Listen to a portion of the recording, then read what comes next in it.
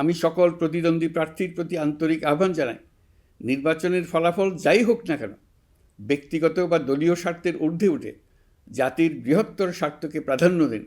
বিজয় যেমন গণতন্ত্রের অংশ, তেমনি পরাজয়ও গণতন্ত্রের অবিচ্ছেদ্য সত্য। নির্বাচনের পর সবাই মিলে একটি নতুন, ন্যায়ভিত্তিক, গণতান্ত্রিক ও অন্তর্ভুক্তিমূলক বাংলাদেশ গড়ার কাজে আত্মনিয়োগ করুন। প্রিয় দেশবাসী, আজ আমি বিশেষভাবে কথা বলতে চাই আমাদের তরুণ ভোটার ও নারী ভোটারদের সঙ্গে। আপনারাই সেই প্রজন্ম যারা গত 17 বছর ধরে ভোটাধিকার থাকা সত্ত্বেও ভোট দিতে পারেননি।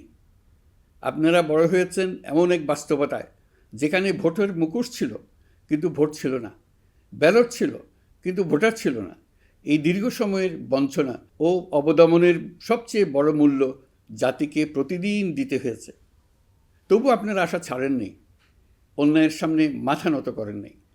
নতুন রিন গভীর থেকে পরিষ্কার করে কাপড়কে রাখে নতুনের মতো উজ্জ্বল। নতুন রিন অ্যাডভান্সড পাউডার। আন্দোলনে, প্রতিবাদে, চিন্তায় ও স্বপ্নে আপনারা একটি নতুন বাংলাদেশের আকাঙ্ক্ষা লালন করেছেন। আজ জুলাই গণঅভ্যুত্থানের মাধ্যমে ইতিহাসের গতিপথ বদলানোর সেই দিনটি এসেছে। বিশেষ করে আমাদের নারীরা মুক্তিযুদ্ধ থেকে শুরু করে বাংলাদেশের সবকটি গণ আন্দোলন, পরিবার থেকে রাষ্ট্র, সবখানেই শক্তি হয়ে দাঁড়িয়েছেন। নারীরাই ছিল জুলাই গণঅভ্যুত্থানের সম্মুখ সারির যোদ্ধা। নারীরাই এই দেশের অর্থনীতির অন্যতম চালিকা শক্তি। বৈদেশিক মুদ্রা আয়ের শক্ত ভিত, ক্ষুদ্র ঋণ, কুটির শিল্প, নারী উদ্যোক্তা, এই শব্দগুলোর পেছনে আছে পরিবর্তনের গল্প, পরিবার ও সমাজে স্বাবলম্বী হবার গল্প।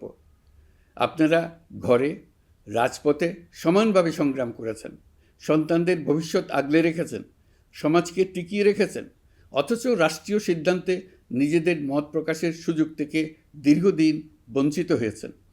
এই নির্বাচন আপনাদের জন্য এক নতুন সূচনা।